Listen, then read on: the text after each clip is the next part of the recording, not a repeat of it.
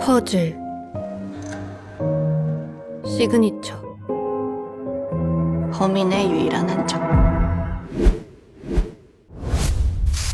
اهلا بيكم في حلقه جديده من برنامج ريل دراما. حلقه النهارده هتكلم فيها عن انطباعي عن مسلسل 9 بازلز. المسلسل اتعرض منه 9 حلقات لحد دلوقتي، وناقص الاسبوع الجاي هيتعرض اخر حلقتين. من اول مشهد في المسلسل وهو ساحلني معاه من غير استئذان. تصوير سينمائي مبهر، كادرات تدرس، موسيقى تصويريه من اول لحظه، من اول نغمه لحد ما الحلقه بتتقفل وهي محافظه على الايقاع والريتم والاحساس. ويمكن دي النقطه اللي بتميز الاعمال الكوريه عن حتى الاعمال الامريكيه، الحفاظ على المود من اول مشهد وانا بحطك جوه العالم اللي المفروض هتعيش فيه. قصه المسلسل باختصار بتدور حوالين يون اينا، محلله جنائيه بتكون هي الشاهده الوحيده من وهي طفله على قضيه قتل عمها. لكن الغريب انها ما بتبقاش فاكره ازاي راحت لمكان الجريمه وايه اللي حصل في الفتره دي كلها. عشان كده الشكوك بتفضل بتدور حواليها بالرغم ان مر على الجريمه 10 سنين. اثناء وجودها في مكان الجريمه بتلاقي قطعه من البازل، ما بتبقاش فاهمه طبعا ايه دي ولا بترمز لايه ولا اي شيء. وبعد 10 سنين بتحصل جريمه قتل تانية مربوطه بقطعه بازل جديده بتتبعت لها. بتبتدي تربط الاحداث وبتفهم ان جرائم القتل دي مرتبطه بقطع البازل اللي بتتبعت لها، وكل قطعه ليها معنى وليها مدلول في الجريمه اللي بتحصل. المسلسل جميل جدا، والاداء التمثيلي لكيم دامي مذهل من اول ظهورها على الشاشه وهي خاطفه العين بشكل مش طبيعي. الستايل الاخراجي للمسلسل فكرني كتير جدا بمسلسل الشك،